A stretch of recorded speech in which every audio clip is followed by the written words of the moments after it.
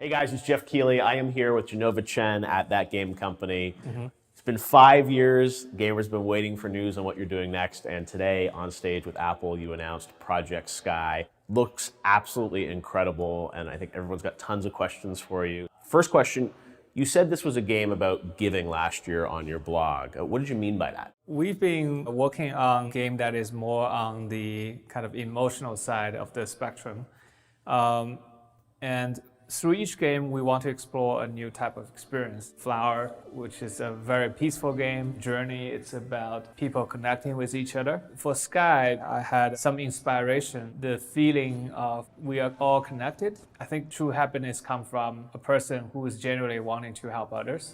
And there's a lot of the mechanics of the game involving giving. So it's very difficult to summarize the whole game, but I find that giving is a common element. And one of the great things about this game that is the big news today is that you're going mobile first with this, which is going to obviously allow even more people to play it because everyone pretty much has a phone these days. Tell us about that decision to go mobile first with this project.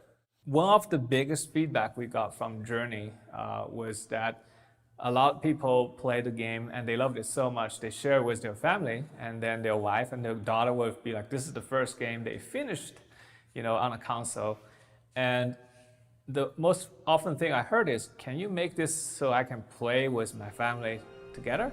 If we can make a game where gamers would enjoy, but it's so easy and accessible, I often think myself as like a video game evangelist, right? I want people to love games. So what can I do is to try to make something that could potentially allow us, the game lovers, to share it with other people. So it is kind of a gift, not from us to the gamers, but from gamers to the people they care and they love.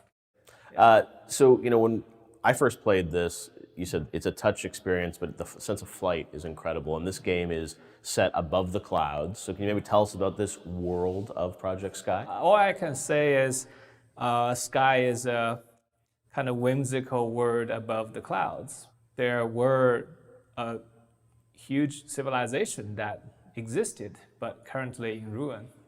I want everybody who played this game to find this place and to experience themselves and trying to come up with their own interpretation. I think the simplest way I can put it is we're trying to build a world like a theme park. And you can come experience a little bit of that. You can also spend a whole, like half day, just explore everything in a kind of traditional video game format. Yeah.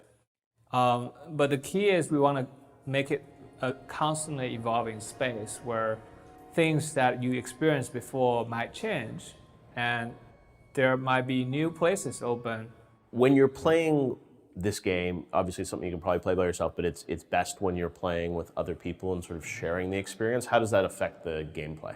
The game took us a very long time to figure out. I think that's just what you have to pay for exploring an area that very few other games have been to. Tackling multiplayer dynamics, especially at an emotional level, not a mathematical or physical level, it's very unintuitive. If you really think about the player-player interaction in Journey, it's very minimal. It's almost like playing one single tone across the whole melody.